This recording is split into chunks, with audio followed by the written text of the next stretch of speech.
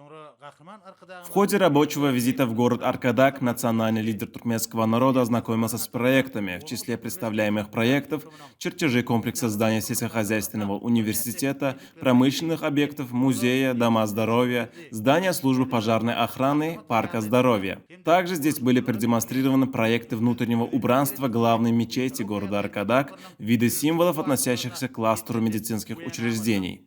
Ознакомившись с представленными проектами, герой Аркадак сделал несколько замечаний по проектам строительного комплекса сельскохозяйственного университета и внес в них соответствующие поправки. Затем герой Аркадак с участием председателя Государственного комитета по строительству города Аркадак при президенте Туркменистана Оразовым и хакимом города Аркадак Дурдулыевым провел здесь рабочее совещание.